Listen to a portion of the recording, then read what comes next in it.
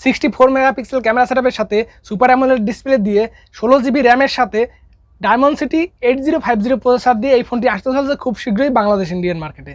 তো ইন্ডিয়াতে লঞ্চ করা হয়েছে, বাংলাদেশে খুব শীঘ্রই আসবে। Hey everyone, welcome to ABTechnews। আর আজকের ভিডিওতে থাকছে আপনার টেকনো ক্যামন 20 প্রো, এই ফোনটার ডিটেলস বা রিভিউ বললেই চলে। তো এই ফোনটা খুব শীঘ্রই বাংলাদেশ মার্কেটে আসতে চলছে, তার জন্যই মানে এই ফোনটার ডিটেলস রিভিউটা আপনাদের সামনে নিয়ে আসা, যেটার প্রাইস হতে পারে 24,990 টাকার বাজার সেগমেন্টে। এটা অফিসিয়ালি লঞ্চ করা হবে 8/256 জিবি ভ্যারিয়েন্ট। তো 8/256 জিবি অ্যামোলেড ডিসপ্লের সাথে এই বাজেটে কিন্তু one of the best clear phone বললেই চলে, কারণ এখানে UFS 2.1 স্টোরেজ টাইপও আছে। তো বেশ ভালো মানের একটি স্মার্টফোন হতে চলছে কিন্তু আপনাদের জন্য। তো অবশ্যই চ্যানেলটাকে সাবস্ক্রাইব করবেন এবং ভিডিওটাতে একটা লাইক দিবেন। তো চলুন দেখে নেওয়া যাক যে এই ফোনটার ডিটেলসে কী থাকছে। তো এই ফোনটা আপনার যেটা এই মাসের শেষের দিকে লঞ্চ করা হবে এবং যেখানে থাকছে 4G সাপোর্টেড, 5G সাপোর্টেড এবং 5Gতে আপনার 8খানা ব্যান্ডের সাপোর্ট থাকছে। এবং যদি দেখা যায় যে বডি ফ্রেম রেটে থাকছে আপনার 8.9 মিলিমিটারের থিকনেস, এছাড়াও থাকছে 202 গ্রামের আশেপাশে ওজন। তো বেশ কম্প্যাক্ট একটি সাইজ কিন্তু, এবং বক্সি টাইপ ডিজাইনে কিন্তু বেশ ভালো লাগতেছে। ওভারঅল আপনারা দেখতে পাচ্ছেন যে ডিজাইনটা কেমন অসাধারণ কিন্তু এর ডিজাইন থাকছে, এবং যেটা দেখলে আপনার খুবই ভালো লাগবে। কারণ এখানে ডিসপ্লের সেকশনে যদি যান আপনারা সিন বেজেল নেই বললেই চলে, চারিদিকে উপর নিচ সব জায়গায় একেবারে সমান টাইপের। তো দেখতে কিন্তু বেশ ভালো মানের লাগতেছে। এছাড়াও ব্যাক সাইডের যে ডিজাইন একদম আলাদা একটি ডিজাইন, যেটা অন্য কোনো ফোনে এরকম মনে করেন যে ডিজাইনটা এখন পর্যন্ত আসেনি। এটা কিন্তু ফার্স্ট এরকম ডিজাইন নিয়ে আসতে চলছে। এছাড়াও ডুয়েল সিম কার্ডের স্লট থাকছে এবং স্ট্যান্ড বাই মেমোরি কার্ডের স্লট। এছাড়াও এর ব্যাক সাইডে থাকছে আপনার আপনার একটা হচ্ছে আপনার লেদার ব্যাক এবং আপনার গ্লাস ফ্রন্টে সাপোর্ট থাকছে। তবে এখানে কর্নিং গয়লা গ্লাস সাপোর্ট থাকছে, মানে সম্ভবত 3 কর্নিং গয়লা গ্লাস 3 সাপোর্টটা থাকতে পারে বলে আশা করা যাচ্ছে।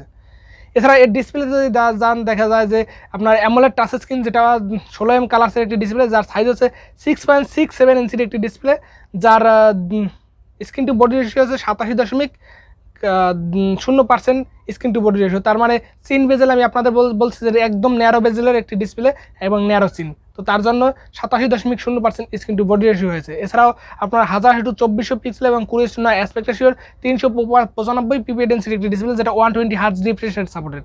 তবে এখানে HDR10+ এইসবের কোনো ডলবি ভার্সনটার কোনো সাপোর্ট নেই। তবে এইখানে এই বাজেটে যদি দেখা যায় বাংলাদেশ অফিসিয়াল বাজেট সেগমেন্টে আপনার 120 হার্টজের AMOLED display one of the best display. এই ডিসপ্লে নিয়ে আমার কোনো ধরনের কোনো কমপ্লেন নেই। অফিসিয়াল মার্কেটে ওয়ান অফ দি সেরা ফোন এই ডিসপ্লেটা, সেরা ডিসপ্লে। ডিসপ্লে কালার ক্যালিব্রেশন নিয়ে সমস্যা নেই। তবে এখানে কত নিটস পিক ব্রাইটনেস দেওয়া হয়েছে তা অবশ্য কোনো ধরনের কোনো লিক পাওয়া যায়নি। তবে এর যে পিক ব্রাইটনেসটা তো মোটামুটি ইনডোর কন্ডিশনে বেশ ভালো মানের, এবং আউটডোরে গেলে হালকা একটু ভিজিবিলিটির অপশনটা আপনারা একটু কম দেখতে পারবেন। তো এইটা একটু ঘাটতি হতে পারে। কিন্তু এছাড়াও যদি দেখেন যে এই বাজেট সেগমেন্টে এই ডিসপ্লে নিয়ে কোনো ধরনের কোনো কমপ্লেন নেই। এই display one of the best display. অনায়াসে আপনারা এই ডিসপ্লে চয়েস করতে পারেন, কারণ অ্যামোলেড ডিসপ্লে 120,000 এবং বাজেটটা মাথায় রাখতে হবে 25,000 টাকা। তো এই ডিসপ্লের উপরে কিন্তু ডিসপ্লে হয় না। আনঅফিসিয়ালি আপনি যে টাকায় ফোন পান এর থেকে ভালো ডিসপ্লে পাবেন কোনো ব্যাপার না। অফিসিয়াল মার্কেটে এই ডিসপ্লেটা কিন্তু one of the best display. আর আপনি আনঅফিসিয়ালি যদি এর থেকে কম টাকায়ও ভালো ডিসপ্লে পেয়ে থাকেন, তাহলে আমি বলবো যে তার থেকেও আনঅফিসিয়ালের থেকে অফিসিয়ালি কিন্তু আপনারা সাপোর্ট পাচ্ছেন, অফিসিয়ালি একটা ভালো ফোন পাচ্ছেন, ভালো ডিসপ্লের one of the best display বললেই চলে। অফিসিয়াল মার্কেটে এর থেকে ভালো ডিসপ্লে কোনো ব্র্যান্ড দিতে পারে নাই, আর পারবেও না আশা করি। 120 হার্টজের অ্যামোলেড ডিসপ্লে, যেটা যথেষ্ট ভালো মানের ডিসপ্লে, এই ডিসপ্লে নিয়ে কোনো কমপ্লেন নেই। এছাড়াও যদি দেখেন এর পারফরমেন্সে অ্যান্ড্রয়েড 13 এবং iOS 13 রান করবে। তো এখানে হালকা পাতলা বাগবালুকের দেখা পেয়ে যাবেন, এবং সফটওয়্যারের দিক থেকে যদি দেখা যায় 2 বছরের মেজর আপডেট দেবে এবং 3 বছরের সিকিউরিটি প্যাচ লেভেল আপডেট দেবে। তো এই দিক থেকেও নিশ্চিত থাকতে পারেন যে আপনারা ভালো একটা কাস্টমাইজ ইউআই পেয়ে যাবেন আগের থেকে। তো নো ডাউট ভালো ইউআই পাচ্ছেন আপনারা, অনায়াসে নিতে পারেন। আগের থেকে তো অনেকটা ভালো হয়েছে। এছাড়াও এর চিপসেট হিসেবে থাকছে মিডিয়াটেকের ডায়মন্ডসিটি G99 প্রসেসর। এই প্রসেসরটা আপনারা দেখতে পেয়েছেন যে এর আগে এর থেকে কম দামি ফোনেও আছে, এর থেকে বেশি দামি ফোনেও আছে। এর থেকে বেশি দামি ফোন বলতে আপনি যদি ভিভো অপ্পোতে দেখেন তাহলে 30-32 হাজার টাকা বাজেট সেগমেন্টে কিন্তু এই প্রসেসরটা দিয়ে ফোন আসছে। তো সেইখানে অপ্পো মানে টেকনো কিন্তু এখানে খুব ভালো কাজ করেছে, যেটা 25,000 টাকা বাজেট সেগমেন্টের ভিতরে অফিসিয়াল মার্কেটে এরকম একটা কনফিগারেশনে ফোন দিচ্ছে। তো এটা কিন্তু অনায়াসে ভালো ফোন নিতে পারেন আপনারা। এখানে PUBG, free fire, asphalt line সকল গেমগুলো আপনারা রান করতে পারবেন, তবে মিডিয়াম সেটিংসে। এবং ফ্রি ফায়ারটা কিন্তু আপনারা হাই সেটিংসে রান করতে পারবেন, কারণ এটা 6 নানোমিটার আর্কিটেকচারের উপর বিল্ড করা একটি প্রসেসর, যেটা যথেষ্ট পাওয়ার কনজিউম একটি প্রসেসর এবং হাই পারফরমেন্স সেন্ট্রিক একটি প্রসেসর। তো এই প্রসেসরটা দিয়ে আপনারা ফ্রি ফায়ার এবং পাবজি গেমের জন্য টুকটাক 25,000 টাকা বাজার সেগমেন্টে অফিসিয়াল ফোন যদি বিচার বিবেচনা করেন, তাহলে এই ফোনটা আপনারা নিতে পারেন অবশ্যই, আবারও বলতেছি।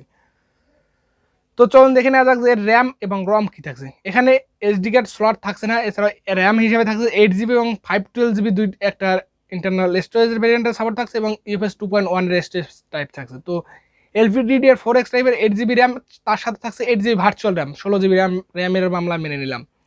এবং আপনারা ইন্টারনাল রোম যেটা 512GB, এইখানে যদি ইউএফএস 3.1 এর স্টোরেজ টাইপ দিত তাহলে কিন্তু ভালো হতো রিড রেট স্পিডের জন্য। এখানে কিন্তু স্টোরেজ টাইপ 2.1 ইউএফএস, তো এটা কিন্তু মাথায় রাখতে হবে। তো এছাড়াও যদি দেখেন যে 512GB এই বাজেট সেগমেন্টে কেউ কিন্তু দিতে পারে না, তো সেইখানে কিন্তু টেকনো কিন্তু এই বাজেট সেগমেন্টে এত কিছু দিচ্ছে। তো আপনারা অনায়াসে চোখ বন্ধ করে এই ফোনটা পারচেস করতে পারবেন। আমি আপনাদের বলবো সব কিছু আমার ধারণাটা আপনাদের দেবো অবশ্যই। এবং এখানে থাকছে 50 মেগাপিক্সেলের একটি মেইন সেন্সর, যেটা ডুয়েল পিডিএফ সেন্সর, যার সাথে থাকছে ওআইএস সাপোর্টেড। এছাড়াও আপনার থাকছে আপনার 108 মেগাপিক্সেলের আলট্রা ওয়াইড সেন্সর। তো 108 মেগাপিক্সেলের আলট্রা ওয়াইড সেন্সর দিয়ে আপনারা কী করবেন জানেন, 108 মেগাপিক্সেলের একটি আলট্রা ওয়াইড সেন্সর দিচ্ছে, এছাড়া 2 মেগাপিক্সেলের একটি ডেপথ সেন্সর। তো ক্যামেরা মামলায় যদি দেখা যায় যে ওআইএস 50 মেগাপিক্সেলের ওআইএস সেন্সর দিচ্ছে, তো এই বাজার সেগমেন্ট কিন্তু one of the best camera sensor বললেই চলে, কারণ অফিসিয়াল বাজার সেগমেন্টে ওআইএস 50 মেগাপিক্সেল, এটা কিন্তু অনেক কিছুই। এছাড়াও 108 মেগাপিক্সেলের আলট্রা ওয়াইড সেন্সর, না জানি আলট্রা ওয়াইড দিয়ে কী হবে, কত রেজুলেশন লাগবে, আলট্রা ওয়াইডেও কিন্তু ভালো ক্যামেরা থাকছে। তো ওভারঅল ক্যামেরার সেটআপে যদি আমি বলি যে ক্যামেরা অ্যালগরিদম কেমন, এই ক্যামেরা অ্যালগরিদম বললে এখানে এই বাজার সেগমেন্টে one of the camera smartphone এইটাই। তো ক্যামেরা কিন্তু ভালো থাকছে। এছাড়াও 32 মেগাপিক্সেলের মেইন সেন্সর, তো 32 মেগাপিক্সেলে আপনারা মেইন সেন্সরও পাচ্ছেন। তো কি বলবো, সব কিছুই কিন্তু ভালো মানের কনফিগারেশন থাকছে। তো অবশ্যই মানে আপনারা এই ফোনটা পারচেস করতে পারবেন কি পারবেন না সেটা অবশ্যই কমেন্ট করে মানে জানাবেন, আর আমি আপনাদের লাস্টে গিয়ে জানাবো। তো ক্যামেরা সেগমেন্টে যদি দেখা যায় যে 1030 fps দুটো সাইডে রেকর্ডিং করতে পারেন, 4K ভিডিও রেকর্ডিংয়ের সাপোর্ট পাচ্ছেন না। তো ওভারঅল যদি দেখেন যে এই বাজার সেগমেন্টে 25,000 টাকা বাজার সেগমেন্টে ক্যামেরা স্মার্টফোন বললে চলে যে এইটা বেস্ট ক্যামেরা স্মার্টফোন অফিসিয়াল মার্কেটে, বা আনঅফিসিয়াল মার্কেটে বললেও চলে। আনঅফিসিয়ালেও 50 মেগাপিক্সেল ওয়াইএস সেন্সর আপনারা পাবেন না। এছাড়া এখানে ডুয়েল স্টোরি স্পিকার সাপোর্ট থাকছে এবং 3mg জ্যাকেট সাপোর্টটা থাকছে না, এবং আপনার ব্লুটুথ 5.2 এর সাপোর্ট থাকছে, ডুয়েল ব্যান্ডের হটস্পটের সাপোর্ট থাকছে, ওয়াইফাই 6 এর সাপোর্ট থাকছে, NFC FM radio, USB type C port, OTG support থাকছে, সকল ধরনের সেন্সর এনেবল পেয়ে যাচ্ছেন। এছাড়াও থাকছে ফিঙ্গারপ্রিন্ট সেন্সর, যেটা under display optical fingerprint sensor, যেটা সাথে থাকছে gyro sensor, proximity sensor, compass sensor, সকল ধরনের সেন্সর আপনারা এখানে পেয়ে যাবেন। সেন্সরের মামলা কোনো কমতি নেই। তো এই ফোনটার ব্যাটারি ব্যাকআপের যদি দেখা যায় যে লিথিয়াম পলিমার নন রিমুভেবল একটি 5000 mAh ব্যাটারি, আর যার সাথে আছে 45 ওয়াটের একটি ফাস্ট চার্জার। তো 45 ওয়াটের চার্জার কিন্তু এই বাজার সেগমেন্টে মেনে নেওয়ার মতন। 45 ওয়াট এই ফোনটাকে চার্জ করতে লাগবে প্রায় 50 মিনিটের মতন সময় লাগবে 5000 mAh ব্যাটারিকে। তো এই দিকটা কিন্তু ভালো, এবং এর কালার হিসাবে থাকছে ডার্ক ওয়াকিং আর স্টাইল ব্লু। তো দুইটা কালার ভ্যারিয়েন্টে থাকবে, যেটা একটা হচ্ছে ব্ল্যাক আর একটা হচ্ছে ব্লু, এই দুইটা কালার ভ্যারিয়েন্টেই থাকবে। তো অবশ্যই এই ফোনটা 25,000 টাকা বাজার সেগমেন্টে আপনি যদি দেখেন যে সব জায়গায় মানে এর যে কনফিগারেশন সকল দিক থেকে কিন্তু আমি আপনাদের বলবো বেস্ট ফোন, কারণ এর ডিজাইনটা ভালো লাগেছে আমার কাছে। ডিজাইনটা one of the best design. ডিসপ্লেটা 120 হার্জের AMOLED display, best display. Camera 50 megapixel ওয়াইএস এবং 32 মেগাপিক্সেলের ফ্রন্টে বেস্ট ক্যামেরা। ক্যাপাবিলিটিতে একটু খারাপ লেগেছে। এছাড়াও আপনার ফিচার্সে যদি দেখেন যে প্রসেসর বা তো সকল ধরনের প্রসেসরটা কিন্তু আপনাদের ভালো পাচ্ছেন এখানে পারফরমেন্সের দিকে, যেটা মিডিয়াটেকের G99 প্রসেসর এই বাজার সেগমেন্টে মেনে নেওয়ার মতন, কারণ এটাই মানতে হবে। এবং ব্যাটারিতে তো ভালো মানে কিছু থাকছে, যেটা 5000 mAh ব্যাটারির সাথে 45 ওয়াটের ফাস্ট চার্জার, তো বেস্ট। তো এবার আমার ওপিনিয়নে জানানোর পালা। তো এই ফোনটা কিন্তু অফিসিয়াল মার্কেটে 25,000 টাকা বাজার সেগমেন্টে সব জায়গায় ওয়ান অফ দি বেস্ট কিছু দেওয়ার চেষ্টা করেছে। তো আপনার অনায়াসে Camon 20 Pro এই ফোনটা 25,000 টাকা বাজার সেগমেন্ট বিচার বিবেচনা করে আপনারা কিন্তু নিতে পারেন অনায়াসে, কোনো কমপ্লেন ছাড়া।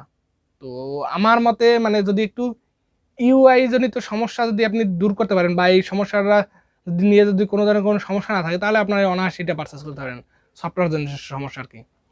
তো বাদ বাকি স্পেসিফিকেশন সব কিছুই ভালো।